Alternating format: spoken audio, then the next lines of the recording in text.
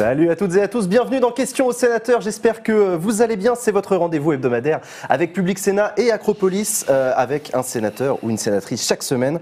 Et cette semaine, nous avons le grand plaisir d'accueillir Patrick Kanner. Bonjour Patrick Kanner. Bonjour monsieur Massier. Comment ça va? Tout va bien. Bien installé? Oui, enfin moi qui suis chanteur, j'ai mon diaphragme qui est un peu comprimé. Vous êtes chanteur? Je suis chanteur, oui. Ah, on en parlera, on en parlera. Merci à vous si vous nous regardez, bienvenue à vous si vous nous regardez sur Acropolis en direct sur Twitch, bienvenue à vous aussi si vous nous regardez en replay sur Public Sénat sur le canal 13 de la TNT, et bienvenue à vous si vous nous écoutez en podcast. Merci Patrick Kanner d'avoir accepté notre invitation, vous allez répondre à mes questions mais surtout à vos questions que vous posez en direct dans le chat sur Twitch, sur la chaîne Acropolis, ou alors que vous avez déjà posé en amont de cette émission. Patrick Kanner, vous êtes sénateur du Nord. Oui. Vous êtes président du groupe socialiste au Sénat. Oui. C'est bien ça? On va parler de vous. Pour l'instant, ça va. Jusque-là, ça va. Oui. Et ancien ministre de la Jeunesse et des Sports et de la Ville. Et de la Ville. Et on en parlera aussi. Avant de parler de vous, on va surtout parler de vous dans cette émission, on a 1 heure, on va prendre le temps d'apprendre à vous connaître. Très bien. Je voudrais quand même qu'on parle de l'actualité, l'actualité chaude. La manifestation des Gilets jaunes samedi dernier. Il s'est passé ce qui s'est passé place d'Italie à Paris, ça a été très violent, et un certain nombre de personnalités politiques, notamment à gauche, demandent la démission du préfet de police de Paris, Didier Lallement. Il y a William qui vous demande qu'est-ce que vous pensez de Didier Lallement. Écoutez, Didier Lallement, moi je l'ai connu comme préfet, pas préfet de police, comme préfet, puisque je l'ai croisé quand j'étais ministre. Vous avez rappelé mes fonctions ministérielles pendant près de 3 ans auprès de François Hollande. C'est quelqu'un qui est réputé comme étant sévère, rude. Il a été choisi pour cela, pour remplacer Michel Delpuech, qui je crois a été débarqué, permettez-moi l'expression, de manière un petit peu brutale. Bon, on rappelle que Michel Delpuech a été débarqué, comme vous dites, suite à la manifestation du 1er décembre, voilà, des Gilets jaunes, le Trocadéro. Exactement. Et donc Didier Lallement, il était là pour serrer la vis? Pour serrer la vis, avec sûrement une vision de sa relation avec la population qui est différente de ce que on pourrait demander à un préfet, à savoir une forme de neutralité. Vous avez vu, il y a des images qui ont circulé. Quand il dit « je ne suis pas dans le même camp que vous ». Oui, il n'a pas à dire ça. Il n'a pas à dire ça. Donc, moi, je demande la démission de personne. Vous ne demandez pas sa démission? Non. Écoutez, vous savez, il faut jamais outrepasser ses obligations. Je pense que c'est de la responsabilité du ministre de savoir s'il est ou non bien placé. Chacun son rôle. Nous, on est là pour constater, pour contester, on est là pour s'opposer, pour proposer, mais nous ne sommes pas les supérieurs hiérarchiques de M. Lallement. Par contre, le supérieur hiérarchique de M. Lallement, c'est Christophe Castaner. Exactement. Qui doit rendre des comptes, selon vous, sur ce qui s'est passé samedi dernier. Et nous pouvons l'interroger dans les questions d'actualité. D'ailleurs, sauf erreur de ma part, il n'y a pas eu de question d'actualité sur le sujet cet après-midi au Sénat. Il y a eu d'autres formes d'actualité. C'est le rôle du Parlement que de contrôler l'action de l'exécutif. Avant de venir, je regardais l'émission de mon collègue chez vous, Philippe Bas. Il a rappelé à juste titre, comme président de la commission des lois, il a rappelé à juste titre que le Parlement doit être fort pour contrôler fortement le pouvoir exécutif, et que c'est comme ça qu'on a un équilibre dans nos institutions. Il est assez fort le Parlement en ce moment là, justement, quand on voit ce gouvernement, beaucoup de gilets jaunes trouvent que ce gouvernement justement est un peu trop en roue libre. Écoutez, la Ve République n'a pas favorisé la place du Parlement. Et moi qui suis sénateur, dans votre émission, je le dis, heureusement qu'il y a le Sénat aujourd'hui, pour faire jouer une petite musique différente de celle de l'Assemblée nationale, qui, je le dis, est aux ordres. Ça, c'est le mode de scrutin qui fait, et le déroulement des scrutins qui fait qu'on a une Assemblée nationale qui finalement est de la couleur totalement du président de la République qui a été élu quelques semaines précédemment. Donc le Sénat est aujourd'hui finalement le seul endroit où on peut dire des choses différentes du pouvoir exécutif. Donc nous le faisons, je crois, et ça peut agacer le gouvernement, ça peut agacer l'exécutif. Je le regrette parce que finalement l'équilibre des pouvoirs, c'est le bon fonctionnement de la démocratie. Il y a Tellard qui demande, avec une majorité gouvernementale, le Parlement n'est qu'une chambre d'enregistrement, c'est ça? L'Assemblée nationale. Le Parlement, je vois la question. L'Assemblée nationale, avec une élection 1 mois après l'élection du président de la République, est automatiquement une sorte de caisse de résonance de l'élection présidentielle. Mais j'ai envie de dire, heureusement, les Français ne sont pas idiots. Ils élisent un président et ils lui donnent la majorité pour qu'il puisse agir. La vraie question, c'est ce décalage dans le temps qui a été voulu d'ailleurs par un de mes proches, Lionel Jospin, à l'époque Premier ministre auprès de Jacques Chirac, dans une période de cohabitation. Je pense qu'on n'aurait pas dû inverser le calendrier électoral et qu'on aurait dû permettre finalement une élection des députés à un moment différent de l'élection présidentielle. Je pense que notre démocratie en fonctionnerait mieux. Aujourd'hui, on a plus de 300 députés REM qui sont, permettez-moi l'expression, voilà, de fidèles serviteurs. Vous me direz, nous qui avons connu la fronde dans une période précédente, je vois votre sourire. Socialistes, je vois votre sourire. Je me dis que parfois, ça peut être bien d'avoir des députés qui ne sont pas frondeurs. Mais ça commence à bouger quand même chez eux. Sur certains thèmes, on pourra peut-être y revenir tout à l'heure. On y reviendra. L'autre truc qui me fait sourire, c'est qu'il y en a un actuellement qui propose quelques modifications dans le pouvoir, c'est François Hollande. Mais on y reviendra. Avant ça, je voudrais qu'on parle de vous, Patrick Kanner. Oui. Patrick Kanner, vous avez grandi à Lille. Lille, c'est votre ville. C'est un vrai ch'ti. Un vrai ch'ti. Vous avez grandi dans un quartier populaire, à Vazem, en l'occurrence. J'ai rien trouvé sur votre parcours étudiant. Qu'est-ce que vous avez fait comme études C'est vrai, ça, vous avez de mauvaises fiches. Bah, oui. Comme quoi, la suppression des renseignements généraux n'est pas une bonne chose. Hein. Suppression de quoi? Des renseignements généraux. Des renseignements généraux, oui, c'est vrai, ils m'ont pas envoyé les bonnes fiches sur Patrick Kanner. Alors, si vous voulez, donc je suis... Tout d'abord, j'ai fait toutes mes études dans l'école publique. Et je leur revendique, moi qui suis un fils d'ouvrier, un fils d'artisan, garagiste, je sais ce que je dois à l'école de la République. Donc, école primaire à Lille, collège à Lille. Je suis parti à côté à Villeneuve-d'Ascq, parce qu'à l'époque, la fac de droit était à Villeneuve-d'Ascq. Donc, j'ai fait, comme on dit, un bac+5. En droit public, essentiellement. Donc, j'ai pas un parcours universitaire extraordinaire, quoi. C'est assez classique. Mais il est vrai que mon engagement politique a été tellement rapide que peut-être, voilà, je n'ai pas sacrifié mes études, mais j'ai été quand même militant politique, j'étais salarié à la fin de mes études, parce qu'il fallait que je travaille pour vivre, si vous me permettez l'expression, et je mesure les difficultés qu'ont les étudiants aujourd'hui en la matière, et j'ai décroché très vite un emploi à 21 ans, quoi, hein, et je bosse depuis 21 ans à temps plein, comme dirait l'autre.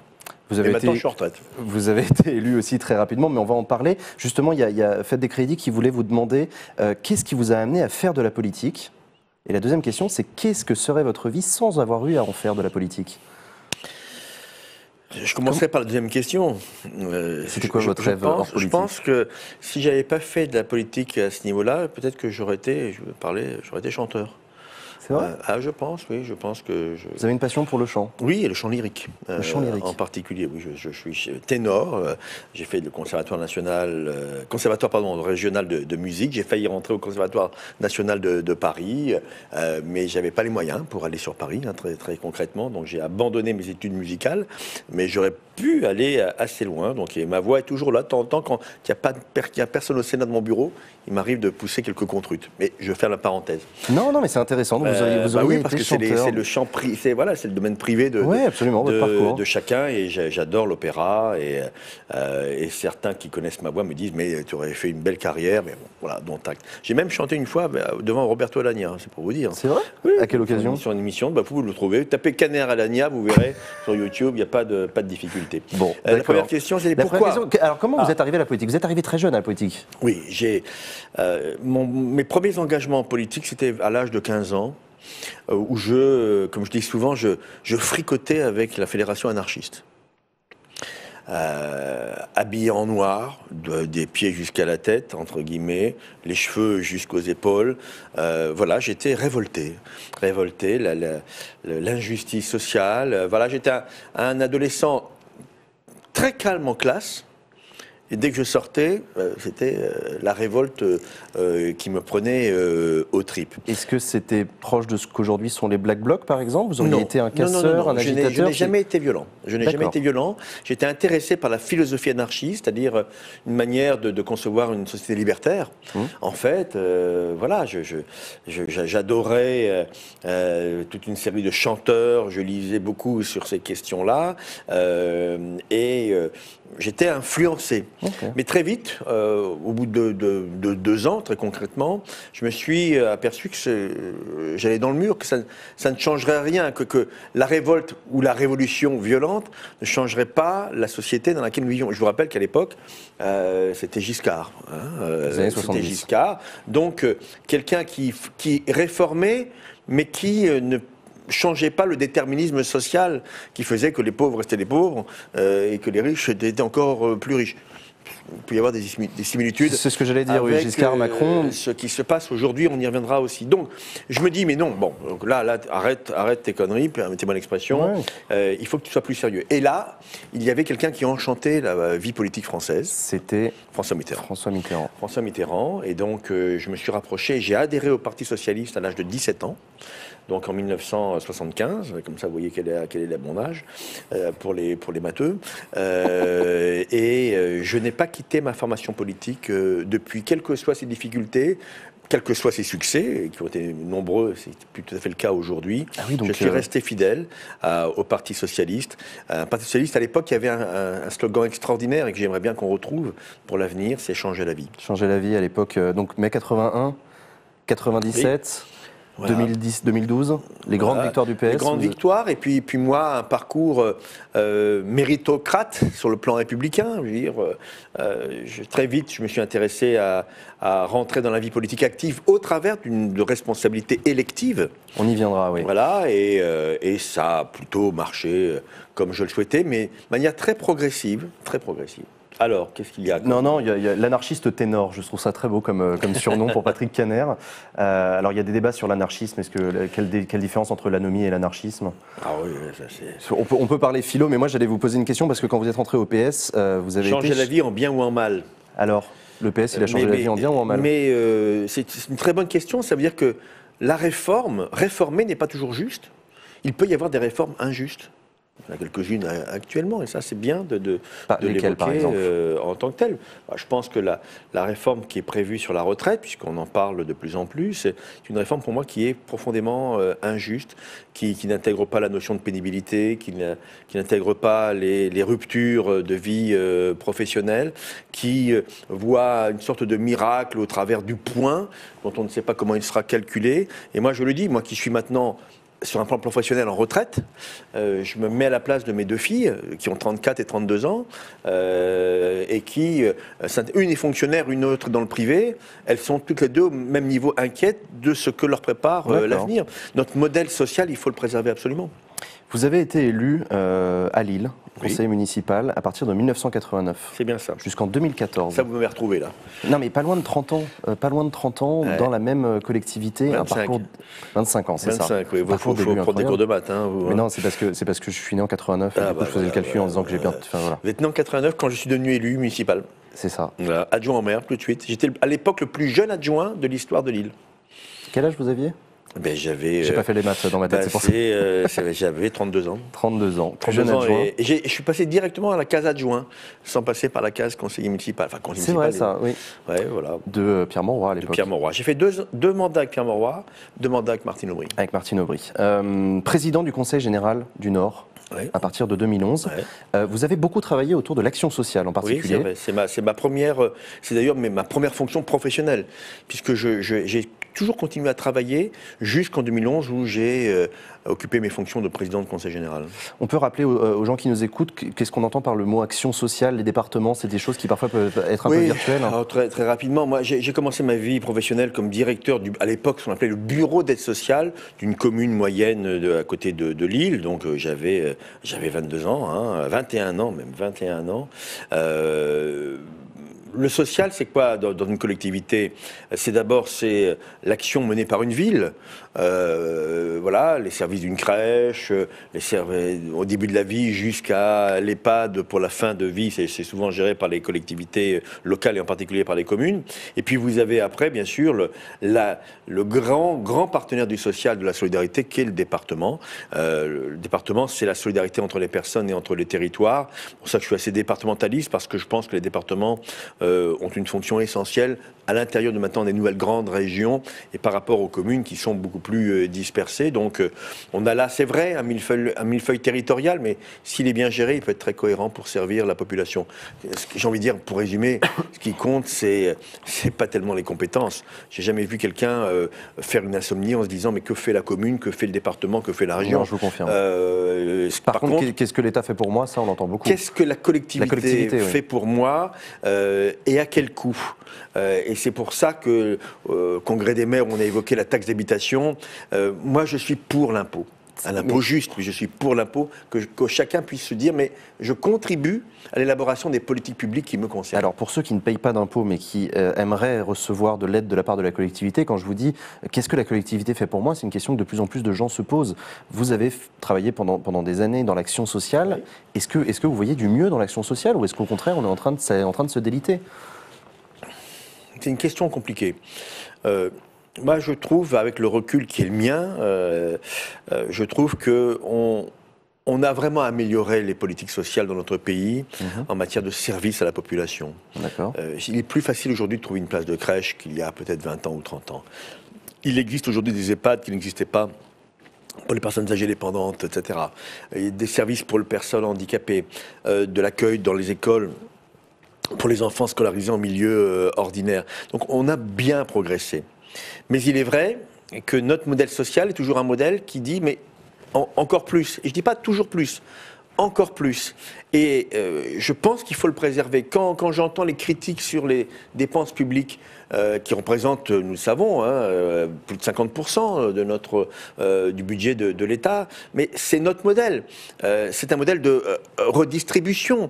Et moi, je ne suis pas choqué, parce que finalement, le service public, au sens large du terme, et c'est ce que dit souvent Martine Aubry, la maire de Lille, avec qui j'ai travaillé, elle dit, mais le service public, c'est le seul bien de ceux qui n'ont plus rien, ou qui n'ont rien.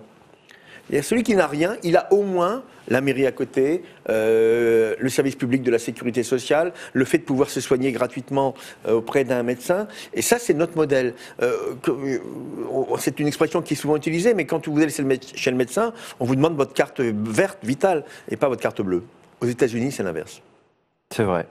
Je continue dans votre parcours. Vous avez été ministre de la Ville, de la Jeunesse et des Sports à partir de 2014. À l'époque, c'était donc le quinquennat de François Hollande au sein du gouvernement de Manuel Valls. Vous avez notamment été ministre donc de la Jeunesse. Ça a été un engagement particulier pour vous, la jeunesse? Parce qu'autant la Ville, vous avez été élu local, il y avait un lien avec vous, etc. La jeunesse et les sports. Comment vous êtes retrouvé ministre de la Jeunesse et des Sports, en fait? Vous savez, en général, on ne vous demande pas votre avis. On vous appelle en vous disant ce sera ça et vous répondez merci. On vous appelle et on vous dit est-ce que tu veux rentrer au gouvernement? J'ai combien de temps pour répondre? 3 secondes, très bien, voilà, c'est embarqué. C'est d'autant plus intéressant d'ailleurs que quand vous demandez rien. Je connais des ministres que j'ai côtoyés qui ont espéré devenir ministre toute leur vie, étaient prêts à tout pour devenir ministre. Moi, c'était pas mon cas. Moi, j'étais président du Conseil général du Nord. On m'appelle. J'allais vous demander des noms, mais oui, non, c'est pas obligé. On pourra faire un quiz tout à l'heure. Mais quand vous êtes appelé et que vous ne demandez rien, je vous assure que c'est plutôt non pas flippant, mais ça vous donne des ailes pour accepter les propositions qu'on vous fait, surtout quand vous êtes ministre plein. Et j'avais moi 2 secrétaires d'État, un sur les sports, un sur la ville. Sur les sports, c'était Thierry Braillard que je salue. Et j'ai eu aussi Myriam El Khomri. Myriam El Khomri, bien sûr. Comme secrétaire d'État en charge de la ville. De la ville. Donc, alors la jeunesse. Non, mais donc du coup, on vous appelle, on dit Patrick, tu vas être ministre de la ville, de la jeunesse et des sports. Vous dites quoi sur le moment? Si vous voulez, quand on m'a proposé cela, la ville, vous avez raison, ça m'intéressait parce que, en tant que président du Conseil général, je m'occupais de ces dossiers-là, etc. De la ville, voilà. etc. Et ici aussi comme adjoint au maire, historiquement. La jeunesse, c'est les politiques que porte aussi le département du Nord. Et les sports, un peu moins, c'est vrai, mais j'ai toujours aimé le sport, sans être un grand sportif moi-même. Je ne suis pas toujours sûr qu'il faut un grand sportif pour être ministre des Sports. Mais alors, faut-il un jeune pour être ministre de la Jeunesse? Sûrement pas. Comme il ne faut pas être médecin pour être ministre de la Santé. Mais je ne dis pas qu'un bon ministre de la Santé ne peut pas être un bon médecin. Mais il faut surtout être un bon politique. C'est ça le sujet, être un bon politique, avoir, si vous voulez, du flair, mais ministre des Sports, c'était bien sûr s'intéresser au sport, lire l'équipe tous les jours, naturellement, savoir quels sont les résultats, mais quand vous devez monter l'Euro 2016, en pleine période d'attentat, je vous assure que le ministre des Sports, il doit savoir jongler entre Bernard Cazeneuve, Alain Juppé, qui était le patron des maires accueillant l'Euro 2016, etc. Donc il faut du savoir-faire. Et donc la politique, c'est... Voilà, qu'est-ce qu'un bon politique? C'est le lama qui vous demande ça. Alors, un bon politique, c'est quelqu'un qui est capable de poser un bon diagnostic sur un problème de société donné et qui est capable d'apporter des réponses innovantes. Je vais vous donner un exemple, parce que je pense que c'est ça qui intéresse les téléspectateurs, enfin les spectateurs de cette émission. Sur Internet, peu importe. Oui, peu importe. Oui, moi je suis un vieux con.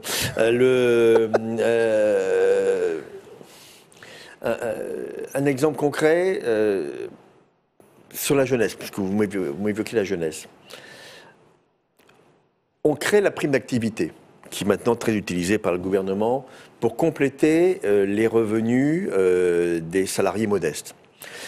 C'est une mesure importante, parce que si le SMIC augmente peu, parce qu'on ne veut pas trop demander d'efforts aux employeurs, est-ce que l'État peut renforcer le pouvoir d'achat au travers d'une prime, donc la prime d'activité, réservée aux travailleurs modestes, qui représente quand même 100-150 euros par mois pour une famille, un salarié, et c'est payé par la collectivité, c'est payé par la solidarité nationale, payé par la CAF physiquement, mais décidé par l'État, et donc payé par nous tous au travers de la sécurité sociale.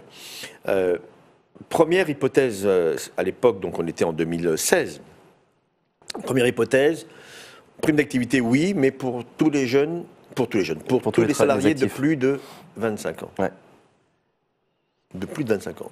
Et je monte au front avec, à l'époque, Najat Vallaud-Belkacem. Mais pourquoi, l'Éducation nationale à l'époque. Pourquoi un salarié de moins de 25 ans ne pourrait pas avoir la prime d'activité? Le RSA, je vous rappelle, n'est pas donné aux jeunes de moins de 25 ans. Et donc... C'était la raison, c'était ça d'ailleurs. C'était la fusion du RSA de la PPE, on va pas rentrer dans le détail, mais c'était ça. Bercy, pour des raisons financières, dit, mais bon, il y a un seuil pour le RSA, on applique le même seuil pour la prime d'activité. Donc, premier arbitrage, dans ce qu'on appelle chez nous des interministériels, premier arbitrage, niet, pas de jeunes. Et moi, je remonte au front directement auprès de Manuel Valls, à l'époque, en disant, écoute Manuel, il n'y a aucune raison qu'un jeune salarié de moins de 25 ans ne puisse pas avoir le même bénéfice de cette solidarité nationale qui serait donné à un jeune de 26 ans. C'est complètement ridicule. Et j'ai obtenu satisfaction. Et donc aujourd'hui, tous les jeunes salariés de moins de 25 ans peuvent avoir la prime d'activité. Ça, c'est du concret. Ça veut dire à un moment donné qu'il faut savoir résister à Bercy.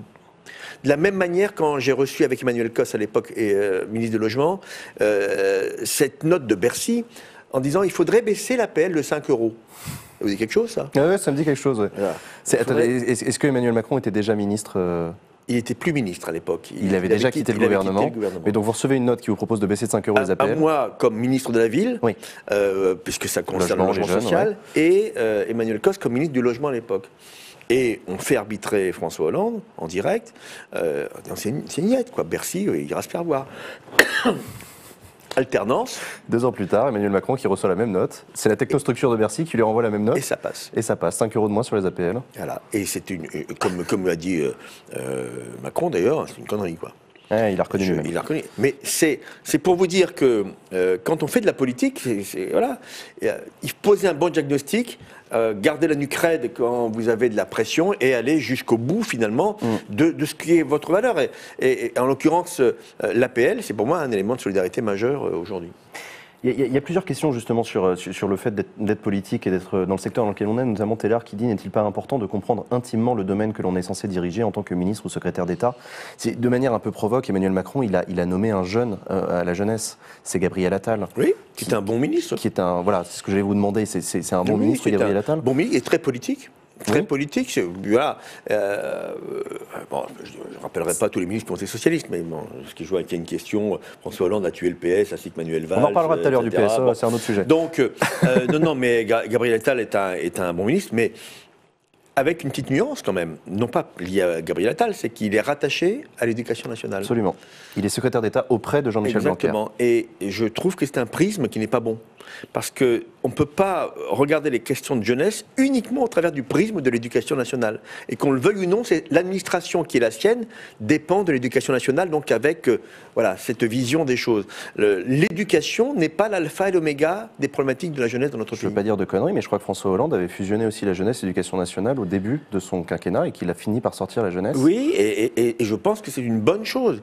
C'est-à-dire que de considérer que la jeunesse, que les problématiques de jeunesse ne peuvent pas, encore une fois, être traitées par le seul prisme de l'éducation nationale, même si, bien sûr, c'est un prisme qui est essentiel dans le parcours d'un jeune. Alors, à propos de prisme, justement, on sort du prisme de l'éducation nationale. Gabriel Attal, il porte un dispositif qui s'appelle le service national universel. Universel, obligatoire et gratuit. Universel, obligatoire et gratuit, exactement.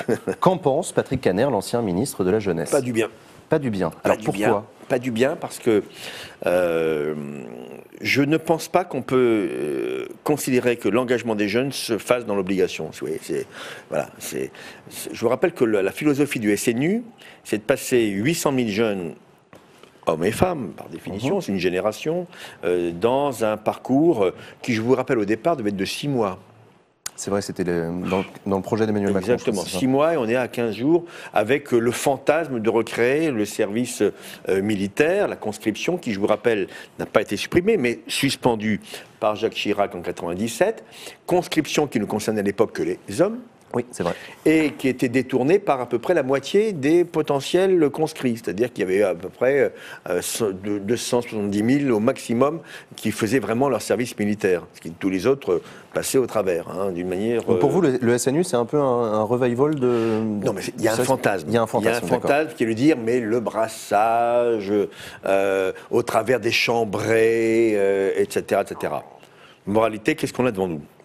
On n'a pas 800 000 jeunes au SNU. On a 2000 jeunes l'année dernière. Voilà, 2000 jeunes volontaires. 94% ont dit qu'ils étaient favorables, très bien. C'est normal, c'est des volontaires, 2000.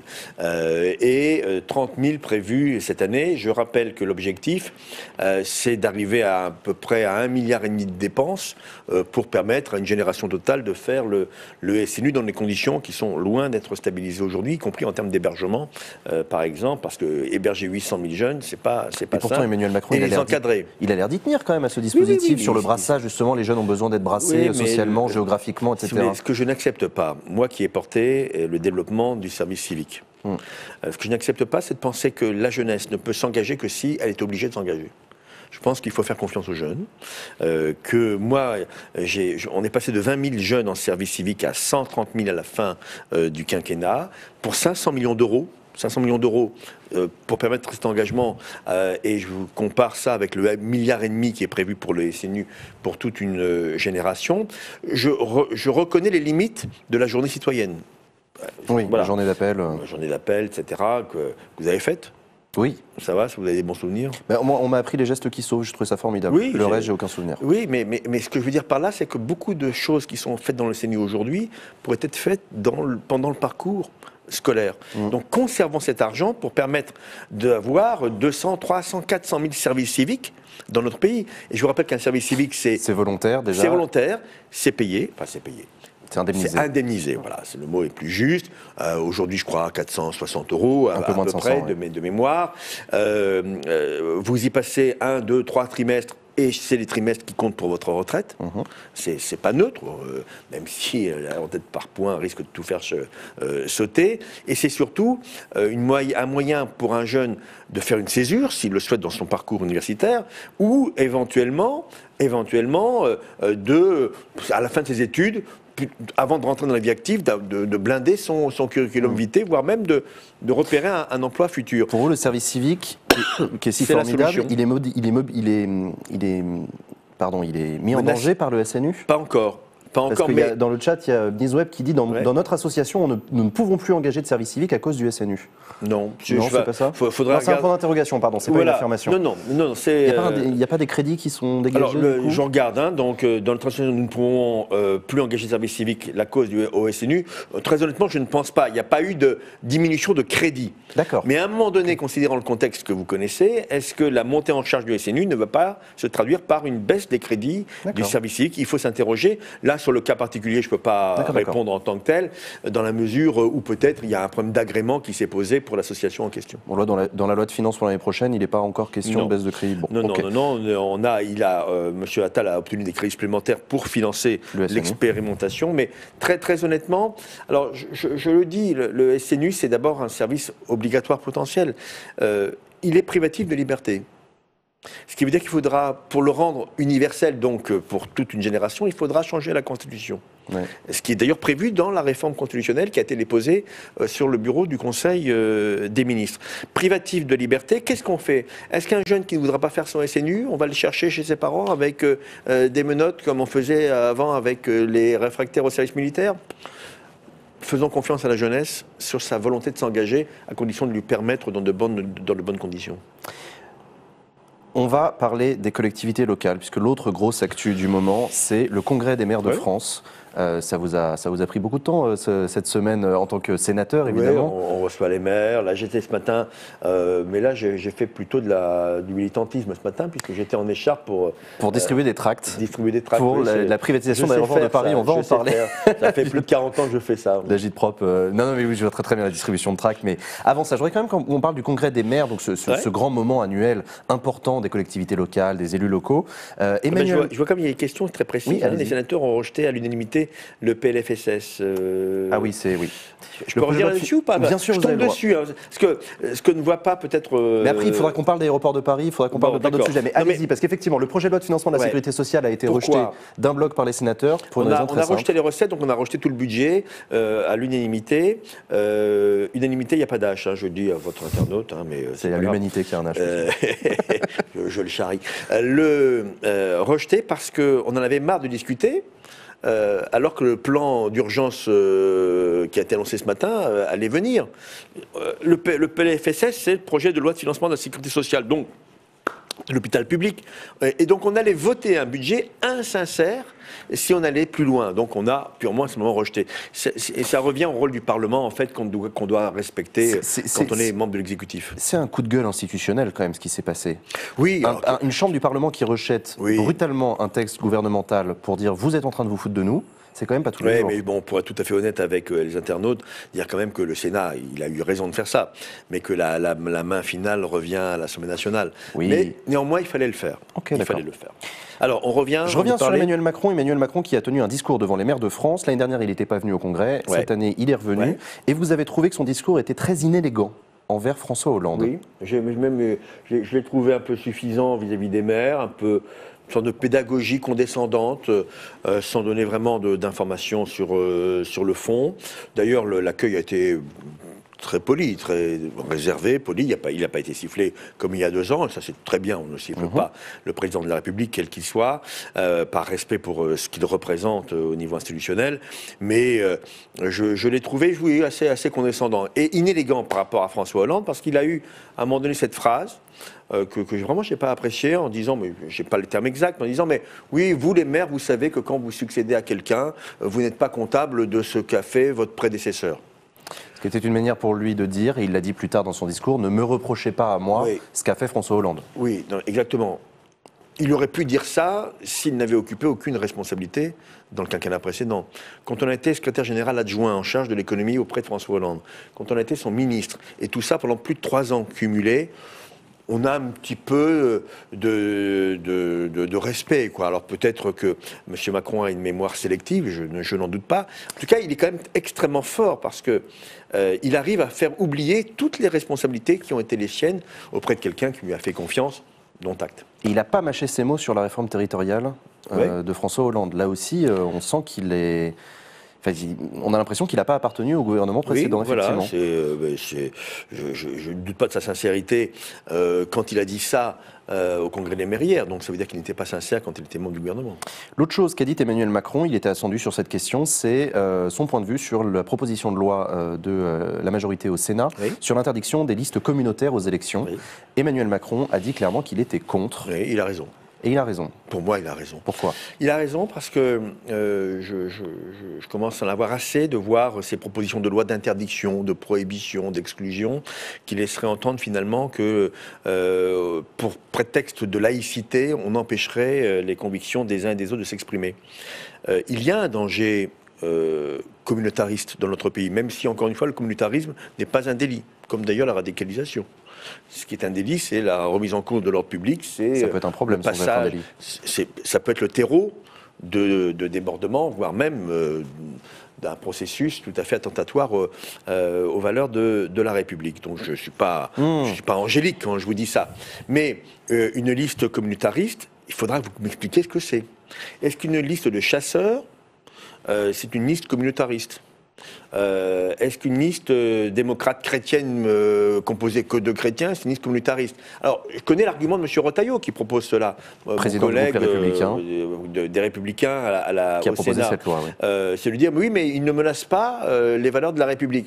Oui, mais les listes, entre guillemets, musulmanes, il faut être clair, il faut appeler un chat, c'est le sujet. Qui se revendiquent en tant que telles, mais tout en appartenant à la République, c'est très difficile de les repérer. Moi, je suis pour combattre ces tendances que je qualifie de centrifuges, donc qui visent à séparer dans notre pays, et il faut les combattre sur le plan politique. C'est pas en interdisant. Vous allez interdire une liste dite communautariste. Tout d'abord, vous allez avoir des recours, des intéressés devant le tribunal administratif. Il faudra justifier, très bien. Deuxièmement, quelqu'un qui est vraiment communautariste et qui présente une liste, vous croyez qu'il va faire l'erreur de dire mais nous sommes contre la République, etc. Non. Donc battons ces listes sur le plan politique avec les idées et non pas avec un encadrement législatif qui ferait de notre société une société de prohibition. Je ne l'accepte pas en tant que tel. Donc il y a un diagnostic qui est posé, que je partage, mais je ne partage pas la solution de l'interdiction. D'accord. Sous prétexte de laïcité, de la part de ceux qui parfois ont une vision, comment je vais vous dire ça, un peu parfois partielle de la laïcité. Rapport à quoi? C'est parfois les mêmes qui, au nom de la laïcité, vont demander la présence de crèches dans les mairies ou dans les conseils régionaux. D'accord. C'était Oufus qui vous posait cette question, j'ai oublié de le noter. Il y a l'Auvergnate qui vous demande ce que vous pensez de l'expérimentation des territoires zéro chômeur. C'est une bonne expérimentation. Est-ce que vous pouvez rappeler ce que c'est pour ceux qui nous écoutent? L'idée, c'est de mobiliser l'ensemble des services publics autour de l'objectif de zéro chômage et d'avoir finalement une coordination territoriale qui fasse que les chômeurs soient considérés comme un objectif, non pas personnel naturellement, mais un objectif à sortir du chômage. Alors, ça peut être variable d'un territoire à un autre, mais c'est une mobilisation sans précédent des moyens publics autour des personnes. Et qu'on part de la personne pour la faire sortir du chômage. Donc c'est une expérimentation, je pense qu'il faut l'évaluer et pouvoir. Est-ce qu'il faudrait l'étendre? Là, c'est ça, c'est la deuxième question. Oui, bien sûr. Alors, le zéro chômage, ça ne veut rien dire. Hein. Il y a toujours ce qu'on appelle un chômage de friction, 3, 4, 5%. Aujourd'hui, le chômage diminue et je m'en félicite. Moi, je ne suis pas ce qui est hémiplégique. Quand les choses vont bien, je le dis, très, très simplement.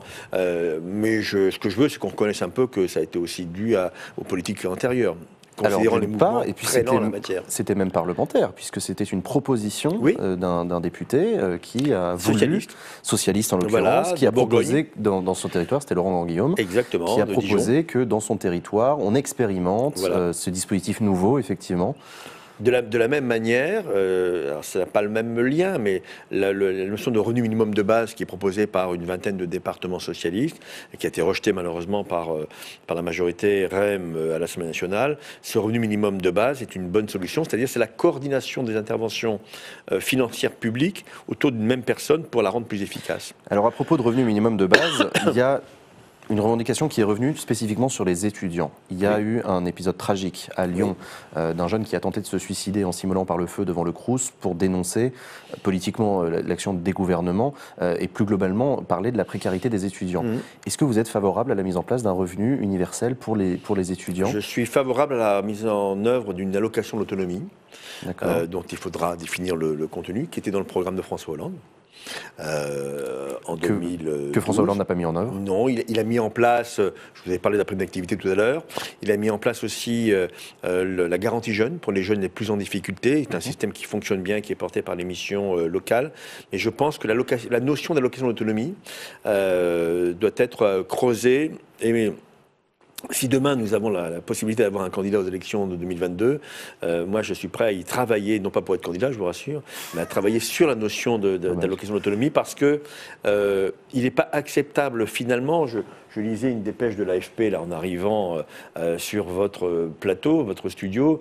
Je voyais l'AFP donc rappelant, c'est l'OCDE qui a fait un travail là-dessus, que les enfants d'ouvriers sont 2 fois moins souvent diplômés du supérieur que les enfants de cadres. Eh bien, tant qu'il y aura ce déterminisme social, je continuerai à me battre en politique. C'est ce qu'on rappelle. Est-il encore possible en France de suivre un parcours d'études supérieures si notre famille n'est pas aisée ? Oui, mais c'est un problème. Vous savez, moi j'ai été prof à la fac. Ça vous n'avez pas vu non plus, ça, dans mon CV. J'ai vu que vous étiez chevènementiste, mais ça c'est un autre sujet. Oui, à une époque, oui. Enfin, j'étais au CRS, chevènementiste. Quand même, le CRS, chevènementiste. Je ne suis pas pour les tchés, même chevènement. Mais à la fac, j'étais en fac de littéraire, donc sur des spécialités de droit, pour préparer les concours administratifs. Et je vous assure, hein, moi je me souviens très bien que je voyais des étudiants devant moi qui manifestement ne mangeaient pas à leur faim.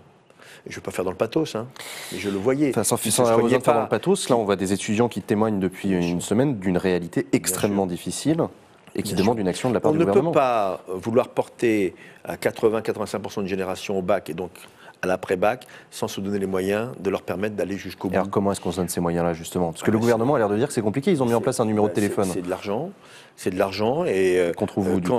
Vous savez, je vais vous donner un exemple là aussi très concret. Qu'on trouve, je vais vous dire, hein, vous rétablissez l'ISF et vous supprimez la flat tax, vous avez 5 milliards tout de suite. Hein. 5 milliards d'euros tout de suite. Mais pour être plus modeste,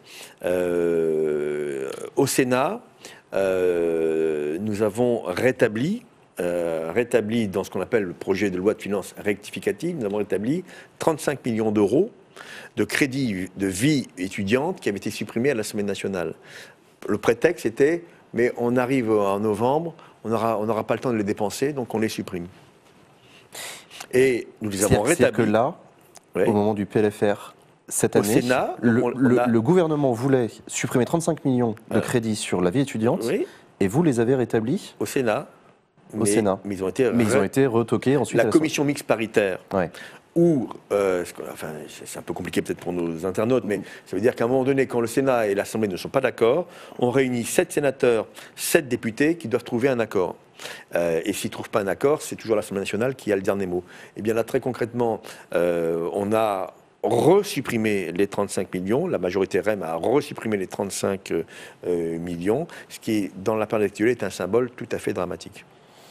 On va parler de votre actualité à vous, Patrick Kanner. Vous avez initié une démarche avec d'autres autour de Aéroport de Paris, la privatisation d'Aéroport de Paris. Vous êtes contre cette privatisation. Vous êtes contre les privatisations en général, Française des Jeux également. Française des Jeux aussi, oui. Vous n'avez pas acheté des actions de la Française des Jeux Non. D'ailleurs, est-ce que c'est une bonne affaire? J'en sais rien. Je plaisante. Mais donc, du coup, Aéroport de Paris. La privatisation qui a été votée donc, dans la loi Pacte, il y a une démarche inédite qui a été initiée, un référendum d'initiative partagée. C'est quoi cette idée? Tout d'abord sur le fond, et après je reviendrai sur le RIP. Sur le fond, l'Aéroport de Paris, c'est une poule aux œufs d'or pour l'État, qui ramène à peu près 200 millions de cash, de dividendes pour l'État tous les ans. Et le gouvernement, donc, pour des raisons d'argent frais, souhaite vendre pour 7, 8, 9 milliards, suivant le prix de l'action, souhaite vendre les aéroports de Paris. Certains de mauvaise langue disent ce sera vendu à Vinci pour compenser la fin de Notre-Dame-des-Landes. Mais bon, ce ne sont que des mauvaises langues. C'est des si mauvaises langues que ça? Non, bon, on ne va pas faire du complotisme, mais... Oui. C'est une hypothèse. Donc, à partir de là, l'État placera cet argent, très bien, auprès de la Caisse des dépôts, et il n'en retirera pas plus que les dividendes qu'il recevait précédemment. Okay. Donc, c'est une opération... parce que j'ai demandé 9 milliards de plus dans le budget, c'est toujours ça de prix, mais même pas en l'occurrence. Même pas. Donc la Caisse des dépôts s'est investie, mais oui, mais ce sera dans les comptes de l'État, mais honnêtement, c'est une mauvaise opération. Je vous rappelle quand même que c'est aussi des centaines d'hectares qui seront privatisés de terrains disponibles. Je pense que l'acheteur voudra les construire. Sur le plan environnemental, c'est pas terrible. Il voudra sûrement augmenter aussi le trafic des avions. Dans le contexte actuel, je ne suis pas très, très favorable, et les riverains non plus. Aéroport de Paris, c'est pas que le Bourget, historique, Roissy et Orly, c'est aussi 27 de mémoire aéroports dans le monde entier gérés par c'est une grosse entreprise de gestion d'aéroports. Très très belle entreprise qui représente avec tous les sous-traitants presque 2% du produit intérieur brut. Français. Français, c'est énorme. Donc à partir de là, nous sommes contre cette privatisation, même si M. le maire nous a démontré tout le bien qu'il en pensait. Très bien. Comment faire? L'utilisation du fameux RIP, référendum d'initiative partagée. Pourquoi partagée? Parce que l'initiative vient des parlementaires et elle peut aboutir à un référendum, donc les citoyens peuvent donner leur avis par oui ou par non. Alors là aussi, je sais bien qu'un référendum c'est très binaire, c'est pour ou contre. C'est pour ou contre, mais au moins les citoyens ont un accès à la décision et non pas le législateur, donc il se substitue de fait au législateur. Donc nous avons obtenu la signature de 248 parlementaires, donc c'est plus que le minimum qui était nécessaire. Toute sensibilité politique confondue. Oui, c'est ce que j'allais vous dire, il n'y a pas que de la gauche. Il y a un arc républicain, vous avez la gauche, qui s'est totalement mobilisée, mais vous avez aussi des sénateurs et des députés de droite qui ont considéré, presque dans une philosophie gaulliste, qu'il y a des choses qu'on ne vend pas. On ne vend pas ADP, c'est un bien national, c'est l'entrée de la France pour 100 millions de passagers dans notre pays. On ne vend pas ADP, qui en plus est une bonne affaire sur le plan économique. Et donc, 248, mais il y a un autre obstacle pour arriver au référendum. Il faut que 10% des électeurs, soit plus de 4 700 000 électeurs recensés dans notre pays, disent « OK, on veut un référendum ». Et alors là, patatras. Pourquoi je dis patatras? Même si aujourd'hui nous sommes quasiment au million de signatures, c'est qu'on n'a aucun coup de main. On n'a aucun coup de main de l'État, non pas pour nous encourager à aller jusqu'au bout, mais pour dire aux Français, voilà comment il faut faire. On a demandé une petite campagne institutionnelle, et on nous l'a refusé. Alors c'est ce que demande Dandelion. Quel recours comptez-vous faire pour médiatiser un peu plus le référendum? Alors, tout d'abord, le premier recours, c'est que l'État passe des spots, comme il le fait quand il y a une élection. De la FDJ. Alors, c'est encore autre chose. Il y a des spots pour inviter à acheter des actions de la FDJ. Alors, il semblerait que ce soit des spots payés par la FDJ. Si c'est le cas, combien de millions là-dessus? Donc, bref, on n'a pas ces millions. En tout cas, il n'y a pas de communication de la part de l'État sur ce référendum. Aucune communication sur la... Et quand il s'agit du grand débat, à la gloire du président de la République, disons-le comme cela, on a dépensé 12 millions, sans compter les moyens humains de l'État, 12 millions de campagnes pour faire le sondage en temps réel, pour faire le site internet et toute l'organisation des réunions. 12 millions, alors que le grand débat n'a aucune valeur constitutionnelle. Nous, notre démarche a une valeur constitutionnelle, article 11 de la Constitution, réformé par la réforme de 2008, et là on n'a rien. Donc c'est pas acceptable, c'est 2 poids, 2 mesures. Et donc comment va-t-on faire pour répondre à notre internaute? Eh bien on est prêt à se payer nous-mêmes des spots sur les radios publiques pour dire aux Français, vous avez jusqu'au 20 mars pour pouvoir le faire. Et d'ailleurs, si on nous écoute aujourd'hui, allez-y, mesdames et messieurs, chers internautes, allez sur le site du ministère de l'Intérieur et signez, si vous le voulez bien, contre la privatisation de l'ADP. Il y a Mojo qui vous demande, est-ce que c'est vrai que France Inter a fait censurer un spot publicitaire pour la pétition sur le référendum d'ADP? Non, ils n'ont pas censuré parce qu'ils ne l'ont pas encore dans les mains. Mais quand on s'est exprimé la semaine dernière pour dire on veut pouvoir s'acheter des spots, Radio France nous a dit, mais attendez, article 37, je crois de mémoire, de notre cahier des charges, on ne peut pas passer des spots qui seraient contraires aux opinions philosophiques, religieuses et politiques de nos auditeurs. En quoi un spot informant une démarche constitutionnelle serait contraire à ces opinions-là? Ce à quoi j'ai répondu immédiatement, oui, mais pour nous vendre FDJ, ça, c'est pas choquant. Je reviens quand même sur le fond, sur l'aéroport de Paris. Il y a O'Quinn qui faisait remarquer que l'État martèle, enfin le gouvernement en l'occurrence martèle, que c'est pas le rôle de l'État que de gérer des aéroports. C'est un argument, ça? Est-ce que c'est vraiment à l'État de gérer des aéroports? Mais l'État peut aussi vendre Airbus, peut aussi vendre dans ces cas-là. Enfin, je veux dire, c'est toute la conception de la place de l'État sur certains secteurs stratégiques au plan économique. Nous, on considère que gérer les aéroports qui sont l'image du savoir-faire français, et on le voit bien au travers des aéroports gérés à l'étranger par ADP, eh bien ça ne se vend pas. Ça ne se vend pas. La FDJ, moi j'ai voté contre la prédiction de la FDJ. Je considère que, bon, c'est une histoire liée à l'État. Mais ce n'est pas stratégique, objectivement. Ce qui me gêne dans la privatisation de la FDJ, c'est qu'on risque d'avoir un développement d'addiction parce que les propriétaires privés voudront là aussi des retours sur investissement et ils vont dire mais allez-y, vendez des machins à gratter, vendez du loto, vendez de l'euro-million, vendez tout ce que vous voulez. Ce qui nous intéresse, nous, c'est du retour financier. Donc il y a un risque d'addiction et on ne m'a pas toujours prouvé jusqu'à présent que ce sera géré de manière préventive par la FDJ. Mais les aéroports de Paris, c'est d'ailleurs l'argument qu'on nous a opposé. On a dit oui, mais il y a plein de commerces, etc.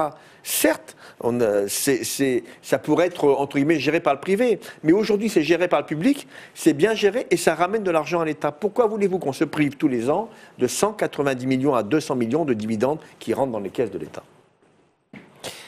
Il y a Dan Deslions qui vous demande, est-ce que vous seriez pour une réforme qui permettrait de donner plus de contre-pouvoirs aux sénateurs et qui fait remarquer, on a l'impression que ce n'est pas très utilisé, hormis pour la commission par rapport à l'affaire Benalla. En gros, le Sénat, on n'a pas tout le temps l'impression que ça sert à grand-chose, sauf au moment de l'affaire Benalla, où là on s'est dit, ah oui quand même, ça fait du bien un contre-pouvoir. Je répondrai en creux. Imaginez-vous qu'aujourd'hui, il n'y ait que l'Assemblée nationale dans la fonction parlementaire. Il n'y aurait effectivement là plus aucun contre-pouvoir. Donc j'ai bien compris que notre internaute souhaite nous valoriser en tant que tel. Alors l'affaire Benalla, on en a beaucoup parlé. Je sais que vous avez reçu donc Philippe Bas, Jean-Pierre Sueur, mais c'est quand même non pas anecdotique parce que derrière ça, il y a... Dans l'histoire du Sénat, si, c'est pas grand-chose. Dans l'histoire du Sénat, c'est pas grand-chose, mais ça n'a jamais mis autant en valeur le Sénat en tant que tel. Aujourd'hui, le Sénat a exactement le même pouvoir que l'Assemblée nationale sur un plan constitutionnel. Le même pouvoir. Sauf qu'il n'y a pas le dernier mot, hein, c'est quand même... Mais sauf qu'au dernier moment, quand il y a un désaccord, c'est l'Assemblée nationale qui a le dernier mot. Mais ça change tout. Mais ce n'est pas un système bicaméral comme en Allemagne, par exemple, où vous avez le Bundestag, qui est un parlement classique, et le Bundesrat, qui, lui, gère les questions des collectivités territoriales. Nous ne sommes pas spécialisés. Même si nous sommes issus des collectivités territoriales, nous avons les mêmes vous droits examinez et les mêmes lois, mêmes lois et dans les mêmes conditions. Et donc, ce qui est important, moi je crois qu'au rapport de force en politique, ce qui est important, c'est que le Sénat s'exprime, qu'on lui permette de montrer toute sa force. Et j'ai envie de dire souvent sa pertinence liée à la composition du Sénat lui-même. Les sénateurs sont souvent, même quasiment toujours, des élus locaux qui ont une longue expérience, qui ont une vie démocratique et républicaine qui est utile au fonctionnement de l'institution. À propos de vie démocratique, il y a une appétence de plus en plus importante pour la participation citoyenne. Le RIP en fait partie, oui. La Convention citoyenne pour le climat en fait partie, les Gilets jaunes le demandent. Est-ce que le Sénat, c'est pas un peu old school à l'heure justement de la participation citoyenne? Est-ce que vous êtes pour une réforme du Sénat pour prendre en compte la participation des citoyens? Non seulement je suis pour, mais on l'a écrit. Le groupe socialiste républicain que j'ai l'honneur de présider a travaillé pendant presque 6 mois l'année dernière avec des propositions concrètes. Par exemple, l'idée d'amendements citoyens. C'est-à-dire que dans une procédure législative, on puisse permettre aux citoyens, avec un certain nombre de signatures, de porter un amendement qui serait discuté par les sénateurs. Vous voyez, donc, non, moi je crois à un équilibre entre la démocratie représentative et la démocratie participative. Alors c'est un équilibre qui est fragile, parce qu'il ne faut pas non plus laisser croire qu'on n'a pas besoin de représentants. Il faut des représentants, mais des représentants qui soient aussi l'écho de celles et ceux qui veulent contribuer au travail. Moi, j'ai porté une loi comme ministre qui s'appelait la loi Égalité-Citoyenneté, et avant même qu'elle soit présentée à l'Assemblée et au Sénat, on avait fait une consultation citoyenne où je crois qu'il y avait 2 ou 3 000 personnes qui, sur Internet, ont pu dire ce qu'ils en pensaient. On l'avait fait avec Axel Lemaire sur la loi République numérique. Donc, vous voyez, c'est les 2 seuls exemples aujourd'hui. Moi, j'aimerais que systématiquement, et dans la Constitution, quelques lois, peut-être pas toutes les lois, mais des lois importantes, soient co-construites, soient co-construites ou au moins co-analysées avec les citoyens. En ce moment, il y a l'expérimentation de la Convention citoyenne pour le climat, par exemple. 150 citoyens tirés au sort. Pour vous, c'est quelque chose de bien? C'est intéressant, mais ce que je ne voudrais pas, c'est qu'on ait finalement un grand débat permanent. Pourquoi pas? Si vous voulez, il ne faudrait pas que, sous prétexte de débattre, on n'agisse plus. Regardez sur les retraites que j'évoquais tout à l'heure. Il y a une consultation en cours, une concertation. Oui, mais elle avait déjà eu lieu. Avec les syndicats, donc, là c'est avec les citoyens. Oui, alors, mais donc si vous voulez, si en fait le gouvernement doit gouverner, Et il ne faudrait pas qu'il y ait une forme de procrastination, le mot est un peu compliqué, mais ça veut dire qu'on reporte de jour en jour, de semaine en semaine, de mois en mois, les décisions qu'il faut prendre. Si c'est pour concerter et se mettre d'accord, c'est quand même pas mal. On peut prendre le temps de la discussion. Si c'est pour cela, oui. Si c'est pour en fait enfumer les gens, non. Et ça, c'est tout le sujet de savoir ce que ça deviendra. On arrive dans les 5 dernières minutes de cette émission. Déjà Patrick Caner. Mais oui, vous avez vu, je vous avais dit que ça passait vite. Ah oui, impressionnant. Je voulais parler un peu aussi de votre parcours politique. Vous avez soutenu Manuel Valls aux primaires de 2016. Ouais. Vous avez soutenu... Même si je pense qu'il lui fallu qu'il ne se présente pas, mais bon. Ouais, alors, comme ça, vous le soutenez en souhaitant qu'il ne si vous voulez, moi j'étais dans... Voilà, je connais les critiques hein, sur Manuel Valls, etc. C'est ce que j'allais vous demander. Qu'est-ce que vous pensez de Manuel Valls? Je pense qu'il aurait dû aller jusqu'au bout, et j'étais un de ceux, avec d'autres, hein, qui pensaient qu'il devait rester à ses fonctions de Premier ministre. Et ne pas se présenter pour défendre le bilan du quinquennat. Et qu'il n'a pas pu le faire. Enfin, d'ailleurs, personne n'a défendu le bilan du quinquennat. Et Benoît Hamon n'a pas non plus défendu le bilan du quinquennat. Il était frondeur. Vous avez soutenu Stéphane Le Foll aussi en 2018. Il était frondeur.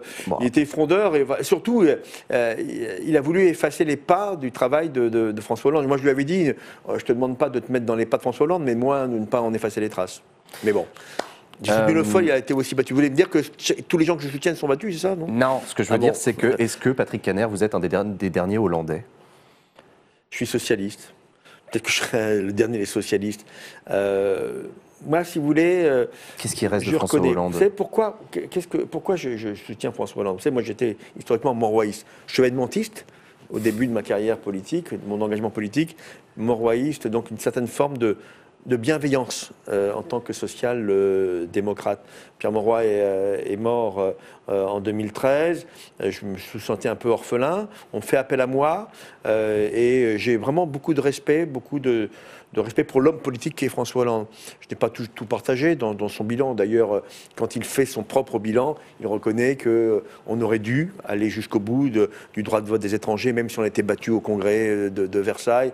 On n'aurait pas dû faire la déchéance de nationalité qui n'était pas comprise en tant que telle, qui était considérée comme une humiliation, une attaque même pour certaines catégories de Français. Donc là, il y a eu des erreurs, il y a eu des malentendus. Mais je considère que... on le présente comme quelqu'un qui n'a pas changé la société française. Moi, je vais vous dire, moi j'étais ministre pendant le temps des attentats.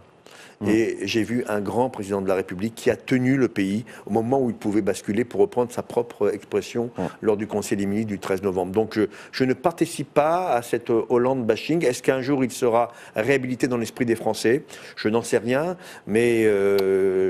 Lui le pense, que l'histoire l'absoudra. Ouais, enfin il ne s'agit pas de pardonner, il s'agit de reconnaître essentiellement, mais quand... vous rétablissez les comptes de la nation, qui étaient pourris, permettez-moi l'expression, y compris en raison de la crise financière pour laquelle Sarkozy n'était pas responsable. Mais on arrive avec 5,2% de déficit. Donc on a rétabli les comptes de la nation. On n'a pas touché à la protection sociale, on a même développé. On a fait de grandes réformes, y compris sociétales, je pense au mariage pour tous. Quand vous cumulez tout ça, vous dites que le chômage commençait à baisser à la fin du quinquennat. L'inversion de la courbe. Mais donc, d'accord, mais comment est-ce que vous... C'est Dan Deslions qui veut savoir comment est-ce que vous expliquez la très faible représentation du PS, malgré tout ce que vous nous expliquez depuis tout à l'heure. Comment ça se fait que le PS est à l'agonie? Oui, le mot est un peu fort, mais c'est vrai que quand on fait 6% aux élections présidentielles et 6% aux élections européennes, on n'est pas dans la Renaissance. On est pour un parti qui a été tout puissant en 2012 quand même. Puissant. Ça veut dire que moi qui crois à la place de la gauche, à une gauche qui doit intégrer les notions de transition écologique juste mais pas punitive, etc., je pense que le PS a encore sa place. Est-ce que c'est le PS d'aujourd'hui ? Il faudra sûrement s'interroger, et sûrement très vite après les municipales. Est-ce qu'il ne faut pas un mouvement de réforme, comme on a pu le connaître dans d'autres moments ?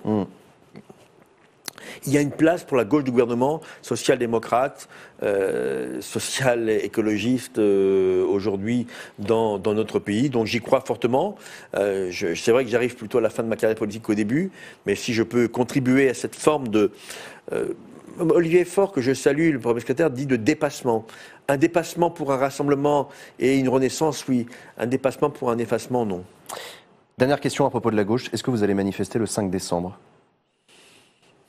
Grande manifestation, grand mouvement de grève qui débute contre la réforme des retraites. Toute la gauche rassemblée. Il n'y a pas effectivement d'unité syndicale sur le sujet. Vous avez vu que la CFDT n'appelle pas à manifester. D'où ma question. Je ne me suis pas encore posé la question. Est-ce que c'est la place des politiques que d'être dans un mouvement de revendication sociale? C'est une interrogation. En tout cas, le 5 décembre, c'est pour moi sûrement un des tournants du quinquennat. Et ce n'est pas en distribuant des milliards d'euros qu'on améliorera le sentiment de justice sociale des Français. Les Français sont aujourd'hui dans une interrogation permanente sur leur place dans la société, et notamment ce qu'on appelle les classes moyennes, dites inférieures, même si j'aime pas l'expression. On a la peur du déclassement, de la rétrogradation, de la séparation, le fait que ces enfants ne puissent pas connaître une meilleure situation que soi-même, aujourd'hui est chevillé au corps du mouvement des Gilets jaunes, qui n'est que le haut de l'iceberg par rapport à cette peur des Français. Le gouvernement actuel a créé un climat anxiogène. Et encore une fois, il n'a réagi sur le plan social que sous la pression, comme on le voit pour l'hôpital. Moi, la deuxième partie du quinquennat, si elle veut être réussie pour Emmanuel Macron, ne doit pas être celle d'un président qui est le dos dans les cordes. Et aujourd'hui, c'est le sentiment qu'il me donne. On verra ça du coup le 5 décembre. Merci Patrick Caner d'avoir accepté notre invitation. Merci à vous d'avoir regardé cette émission. C'est déjà la fin de Questions aux sénateurs. Merci à vous de nous avoir regardé en direct sur Acropolis. Merci à vous de nous avoir regardé en replay sur Public Sénat. Et merci à vous de nous avoir écoutés en podcast. Passez une très bonne fin de journée. À très bientôt. Ciao.